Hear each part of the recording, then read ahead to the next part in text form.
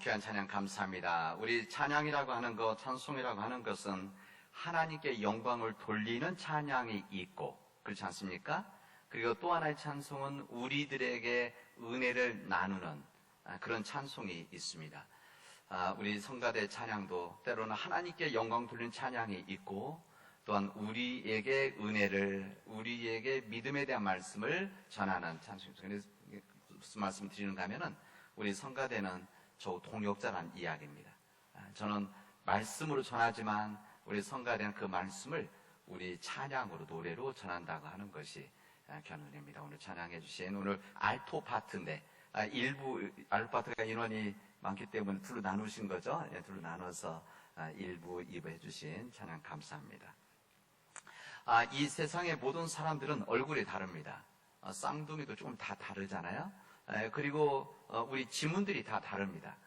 각자의, 사실 우리 손 안에 있는 이 지문이 사실 별 큰 이게 큰 부분이 아닌데, 온 세상에 있는 모든 지문이 다 다르다고 하는 것이 여러분 우리가 알고 있는 상식입니다. 서로 다른 사람들 거죠.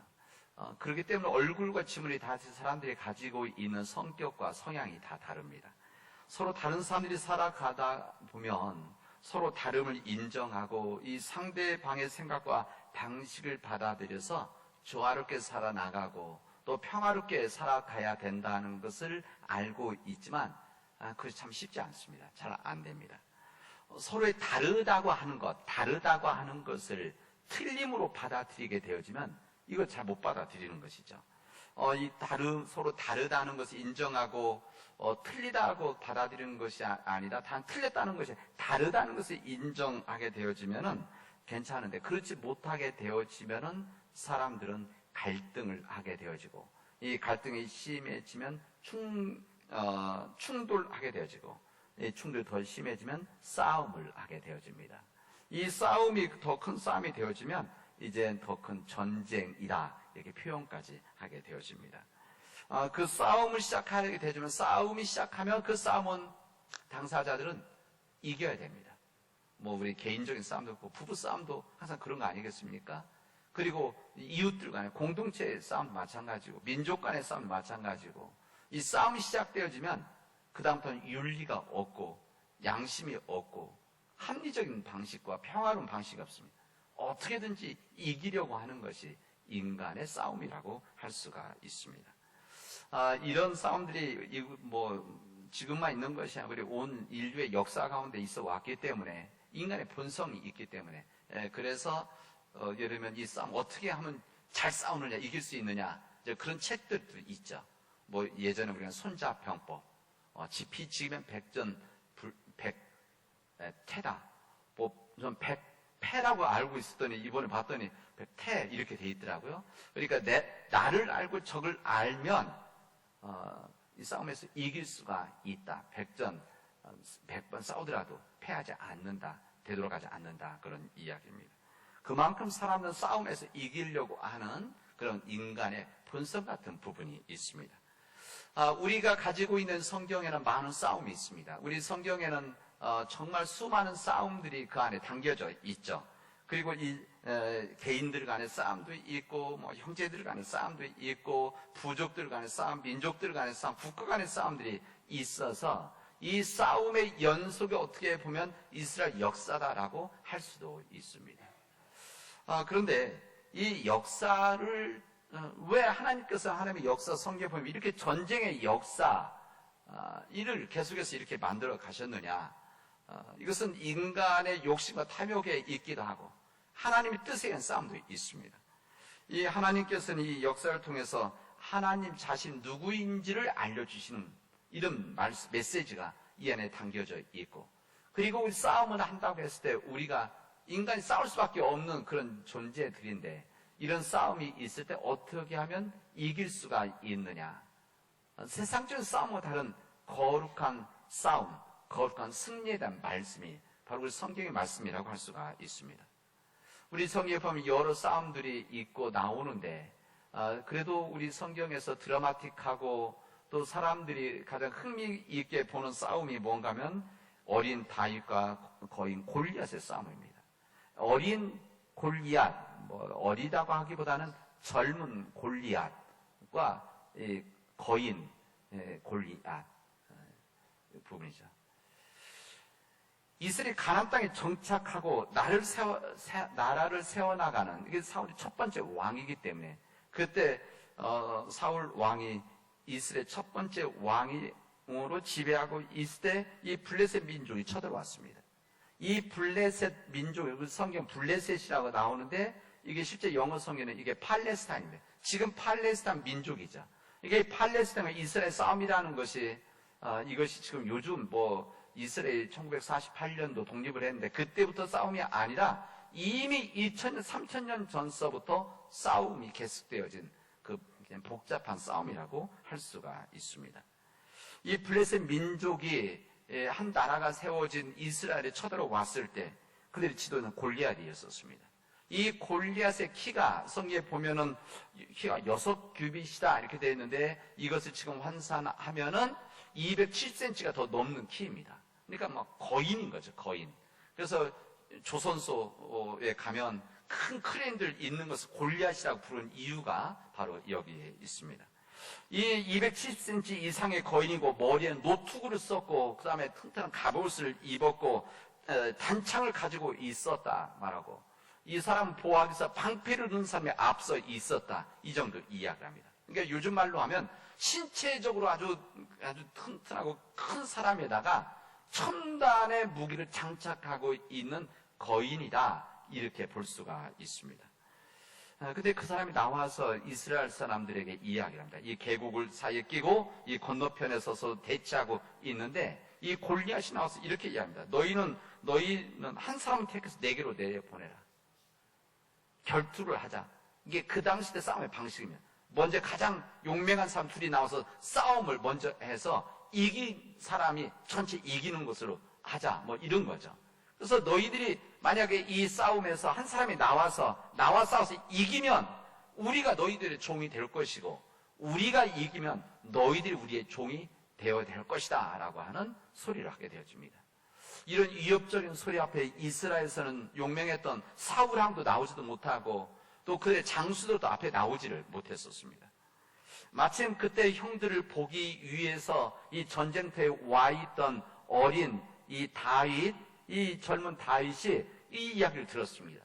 근데 여기 그 싸움된 경호장뿐만 아니라 이들이 이 골리앗이 이야기에서 하나님을 욕하는 이야기를 들었습니다. 하나님을 욕되게 하는 일들, 이 하나님을 욕되게 하는 이야기를 들었던 이 어린 다윗이 사울 왕에게 나가서 내가 싸우도록 하겠습니다, 이야기를 합니다. 싸움의 경험도 없고 전쟁의 경험도 없는 이 어린 다윗, 처음에 사람들이 비웃었을 것입니다. 당연히 비웃죠. 우리도 지금 떨면서 나가지 못하고 있는데 어린 다윗이 와서 그런다. 기고만장한 일일 수도 있고 무시할 수도 있는 이야기입니다. 사람들이 만류를 했습니다. 그러나 다른 대안이 없고 이 어린 다윗이 하는 소리가 용기가 있고 무엇인가 가능성이 있다고 생각했을 때 사울왕이 허락을 합니다. 이 사울왕이 허락을 하면서 너무 뜻이 가력하니까 자기가 가지고 입었던 갑옷을 벗어서 그에게 입혀주고 투구도 다시 씌워주고 군화도 주고 칼도 주고 이렇게 나가서 싸우도록 그렇게 해줍니다. 이 다윗이 사울왕의 모든 것을 다 입어본 다음에 익숙하지 못하다는 것을 알게 되어집니다. 그가 평상시 입었던 옷이 무장이 아니기 때문에. 그래서 그는 자기 방식으로 싸우겠다고 하고 입었던 모든 것을 다 내려놓고 벗고 평상시 가지고 싸웠던 여기 지팡이 그리고 돌 6개 그리고 이 물매 던지는 이것을 가지고 앞으로 나가게 되어집니다. 결론은 우리가 아는 바와 같이 첨단 무기로 무장한 이 골리앗을 자신의 방식으로 싸운 이 다윗에게 넘어지게 되고 패하게 되었습니다. 세상적인 생각이라든지 변법에서는 상대방이 갖춘 무기, 상대방이 가지고 있는 힘, 이 준비에 맞대응할 수 있는 무기 정착하지 않으면 싸움을 하지 말라고 합니다. 그리고 그것은 무모한 싸움이기 때문에 싸움도 과학이지 않습니까? 기술이고. 그래서 이렇게 싸우면 이것이 세상의 방식이죠. 세상은 이렇게 싸웁니다. 합리적인 방식입니다. 그 이상을 준비하지 않으면 싸움을 하지 않는 것이죠. 그러나 이 다윗과 골리앗의 싸움은, 하나님은 이 싸움 가운데, 이 세상에서 싸움, 그러나 이 싸움이 세상 일반 싸움이 아니라 이 거룩한 싸움이라고 하는 것은 세상 방식이 아니라 하나님의 방식이 있다는 것을 사람들에게 알려주는 하나의 전쟁의 이야기입니다.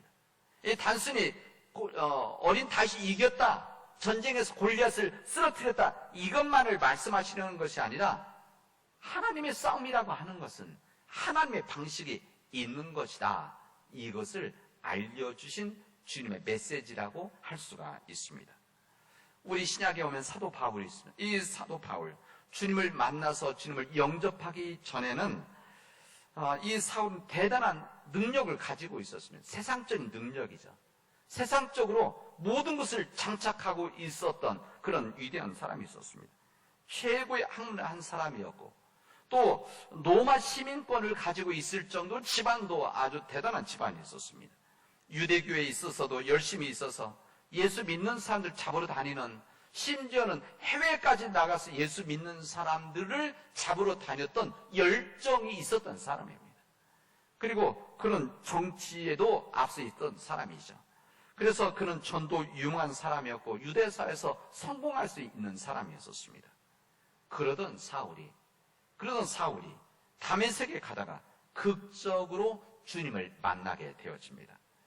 우리가 보통은 이제 극적으로 만났다 이렇게 표현하고, 또 그때 예루살렘에서 이 담에서 올라가다 만난 것으로 생각하지만, 우연히 만난 것으로 생각하지만 사실은 하나님의 깊은 섭리가 있었습니다. 그러나 하나님의 준비된 뜻이 있으셨죠. 하나님께서는 이방인들을 위한 이 성교의 하나님의 일을 위해서 미리 일찍 그를 선택하셨고, 그를 통해서 하나님의 일을 만드셨던 것입니다. 이게 무슨 말인가 하면, 이방인들을 선교하려면 한다면 이방인들도 구원받을 수 있는 사람이어야 된다는 것을 가지고 있는 사람이어야 되지 않겠습니까? 그런 거죠. 그러니까 유대인들 가운데 대부분의 전통적인 유대인들은 아무리 어떤 일을 하더라도, 그들의 할례를 받았다고 하더라도 이방인들은 구원을 받을 수 없다라고 하는 것이 그들의 전통적인 생각입니다. 그것을 이제 트래디셔널 주데이즘, 전통적인 유대교 이렇게 말합니다. 근데 그 이스라엘 민족 중에서 이 가말리엘, 이 사울의 선생님이죠. 이 가말리엘 같은 사람들은 우주적 유대교 사람들입니다. 이 사람들 어떤 생각 가지고 있는가 하면은, 이방인이라고 하더라도 하나님을 믿는다고 한다면, 할례를 받는다고 한다면 이들도 구원받을 수 있다라고 하는 생각을, 믿음을 가지고 있던 사람들이 있었습니다. 이 사람들을 우주적 유대교다 말하는. 이 사울은 어느 쪽에 있던 사람이냐? 이 사울의 선생님이 가말리엘, 왜 이 가말리엘이 어떤 생각을 가지고 있는, 이방인들도 구원받을 수 있다라고 하는 생각을 가지고 있던 이런 학자였기 때문에 하나님이 일찍이 그를 선택하신 거죠. 그리고 그를 통해서 준비를 시켜서 끝내는 하나님의 일에 쓰이게 해서 다메섹 가는 길에서 예수님을 만나게 되었습니다. 어쨌든 이 사울은 주님을 만나서 영접하고 난 다음에 거듭났습니다. 완전히 거듭났죠. 그래서 이름도 사울에서 바울로 이름을 바꾸고, 그래서 우리가 사도 바울이라 이렇게 말합니다. 이 사도 바울을 바꾸고 주님의 종으로 복음을 전한 거룩한 일을 시작하게 되었습니다. 이 거룩한 주님의 일이라고 하는데, 그 당시 때 주님의 거룩한 일이라고 하는 것이 지금과 같이 평범한 일이고 이런 안전한 일이겠습니까? 그 당시 때는 유대교에서는 예수님을 믿겠다고 하는 이런 사람들을 우리말로 지금 표현하면 이단으로 다 몰아쳐서 이들을 핍박하고 끝내는 예수님께도 붙잡아서 십자가 매다는 일까지 하지 않았습니까? 이게 뭐 긴 시간이 아니에요. 예수님이 십자가 돌아가신 다음에 지금 이야기들이 긴 시간이 아니라, 그러니까 똑같이 핍박이 있었다는 거죠. 생명을 빼앗는 일들, 이런 힘들고 어려운 일들, 이 일이 사도 바울이 감당했던 거룩한 일이라는 겁니다. 이런 싸움을 해야 되는, 어떻게 보면 영적 싸움을 해야 되는 이 사도 바울, 그러나 아는 것도 많았고 세상적으로 지식도 있었고 경험도 있었고 정치의 경험도 있었던 그래서 이 사도 바울이 이 영적 싸움에서 그 방식으로 싸울 수도 있었을 것입니다. 예전에 가진 세상적인 방식을 이용을 해서 이 영적 싸움을 해나갈 수도 있었을 텐데, 그래야만 이 상대방을 무너뜨려서 어떤 그들을 전도하고 복음화 시킬 수 있을 텐데, 사도 바울은 그 방법을 쓰지 않았습니다. 그가 주님을 영접하고 주님을 만난 다음에 예수님을 그리스도로 고백하게 되어지던 이 사도 바울은 예수님과 다시 함께하면서, 영적으로 함께하면서, 동행하면서 예전에 사울이었을 때의 이 싸움 방식과 지금 사도 바울 싸움 방식이 바뀌게 되어집니다. 오늘 우리가 읽은 이 고린도전서의 말씀은 이 사도 바울이 가지고 있었던 싸움의 방식, 거룩한 싸움의 방식, 거룩한 싸움의 승리를 위해서 주시는, 저는 신앙적인 병법서다, 저는 이렇게 생각합니다. 뭐 어느 책에 나오진 않지만 저는 그렇게 받아들입니다. 이 고린도 지역이라는, 고린도 교회가 있는 고린도 지역이라고 하는 것은 사도 바울이 선교했던 중요한 도시입니다. 그리스의 도시죠. 이게 지금 그리스, 이 그리스의 이 중요한 문명이 가장 많이 있었던, 그래서 지금 우리가 그리스 신화라든지 그리스도의 철학이라든지 미술이라든지 조각 다 여기에 있는 거 아닙니까? 그 정도로 이 문화와 문명이 앞서 있던 지역이죠. 그리고 여기에는 유명한 이름난 신들을 모시고 있는 거대한 신전들도 다 여기에 있었습니다. 이런 화려하고 번창한 도시, 그리고 모든 것이 앞서 있었던 이 첨단의 이 도시에서 선교하려면 무엇이 필요하겠습니까? 아마 세상적 방식이 필요했었을 것입니다. 이들이 지혜와 철학에 앞섰기 때문에 이들을 지혜와 철학으로 변화시켜야 되겠다, 이런 선교 전략이 있을 수도 있고, 또 그리고 여기에 이 그리스의 신전 같은 웅장한 이 신전들이 있는 것을 보면서 여기보다 더 큰 신전이 있어야 되겠구나, 더 큰 교회가 있어야 되겠구나, 아마 이런 생각도 했었을지도 모릅니다. 그리고 이 모든 일들을 위해서 선교 기금이 필요한 것이지, 이것을 요청을 하자, 아마 이런 선교 전략도 있었을 것입니다. 그런데 이 고린도 교회에 보낸 이 편지, 고린도전서를 읽어보면 그런 세상적인 선교 방식이 들어있지는 않습니다. 오히려 파격적이고 역설적입니다. 이 사도 바울은 교회를 짓는 데 있어서 그들이 웅장한 이 신전을 보면서 지어야 되는 이 교회를 이 사도 바울은 그렇게 짓지 않고 뭐라고 말하는가 하면, 사람이 각각 지체가 연결되어진 그리스도의 몸된 성전을 만듭시다, 이렇게 말합니다. 돌로 화려한 대리석 만드는 건물이 아니라 그리스도를 믿는, 그리스도를 믿고 있는, 주님으로 인정하는 사람들이 연결되어진 그리스도에 살아있는 몸 성전을 세웁시다, 이렇게 이야기합니다. 가장 잘 다듬어진, 그리고 치장된 신을 다른 사람들이, 모든 사람들이 잘 보이는 이 신전 위에다 올려놓게 되는데, 사도 바울은 이 그리스식의 신전이 아니라 오히려 예수 그리스도를 가장 잘 보이지 않는 맨 아래쪽 모퉁이 돌로 삼고, 그 모퉁이 돌로 섬기고 있는 예수 그리스도로 이어진 그 성전을 세워야만 이곳에 새로운 믿음의 역사가 임하는, 성령이 거하는 성전이 되어지는 것이다, 이렇게 말씀을 하는 겁니다. 이렇게 그리스도의 한 몸을 이룬 성령의 성전을 짓기 위해서 사도 바울에게 중요한 것이 있었습니다. 핵심적인 원칙이 있었습니다. 오늘 성경에 나와 있는, 오늘 본문에 나와 있는 이 원칙이 무엇인가? 어리석음입니다. 이 그리스 사람들이 가지고 있던 지식, 이 그리스 사람들이 가지고 있는 철학, 여기에 대등할 만한 신앙적인 지식과 철학이 아니라 사도 바울 뭐라고 표현하는가 하면 어리석음이다, 미련함이다, 이렇게 이야기합니다. 지혜와 완전히 반대된 어리석음이죠. 하나님 매혹적인 선전 광고로서 사람들에게 들려지는 것이 아니라 어리석게 들리는 설교를 통해서 주님을 전해야 된다는 것을, 믿는 사람을 구원해야 된다는 것을 사도 바울은 이야기를 하고 있는 겁니다. 하나님의 어리석음이 사람의 지혜보다 더 지혜롭다, 이런 이야기입니다. 이 사도 바울이 말하는 복음을 전하는 데 필요한 것은 인간의 지혜와 인간의 능력, 인간의 철학, 첨단의 기술과 문화가 아니라 뭐라고 말합니까? 다만 십자가의 어리석음, 십자가의 어리석음, 십자가의 무능, 이 십자가의 무능과 십자가의 어리석음만이 바로 복음을 전하는 우리의 싸움 방식이다, 이렇게 이야기를 하는 겁니다. 지혜도시 고린도에서 사도 바울은 사람이 추구하는 방식대로 그 길을 걸어가지 않았습니다. 오히려 세상 사람을 걸어가는 반대의 방식으로 걸어가는, 세상의 방식으로 걸어가면 탄탄대로의 승승장구하는 길이지만, 그러나 사도 바울은 그 길을 택하지 않고 세상 사람들이 보기에 어리석고 세상 사람들이 보기에 무능한 그 길을 선택을 해서 그 길을 통해서 구원의 역사를 만들겠다고 하는, 그리고 영적 싸움을 하겠다고 하는 것이 사도 바울의 고백이자 사도 바울의 선언이라고 할 수가 있습니다. 이것은 사도 바울은 주님의 복음을 전하고 하나님의 말씀을 가지고 세상과 싸워나가는 싸움의 방식을, 우리 고린도 본문의 첫 번째 말씀이 뭐라고 되어 있습니까? 십자가의 도다, 이렇게 하면 십자가의 도다.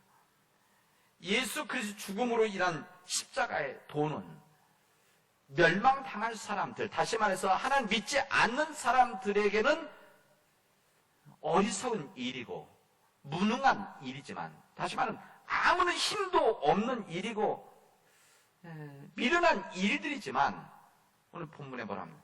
부르심을 받은 사람들에게는, 하나님을 믿는 사람들에게는 이게 바로 하나님의 능력이다.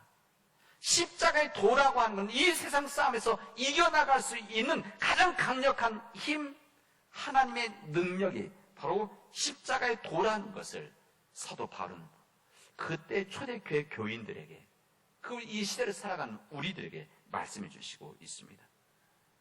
세상 사람들은 우리가 지금 전하고 우리가 말하는 십자가의 도, 십자가의 길, 십자가의 정신, 십자가의 희생, 십자가를 통한 우리 고난의 길, 이 길, 세상 사람들 비웃는 일이죠. 우리들이 그렇게 살아가는 것, 그런 믿음을 가지고 있는 것, 이거 세상 사람들은 이거 비웃을 것이고 전혀 영향력 없는 방법과 정신이라고 말할 것입니다. 아마 세상 사람들은 우리 기독교인들이 십자가를 목에 거는 일들, 이것만 십자가를 생각하는 거죠. 장식이지. 교회에서 장식이지. 우리가 이 스크린으로 가려져 있어서 좀 그렇지만 이 십자가의 상징이지.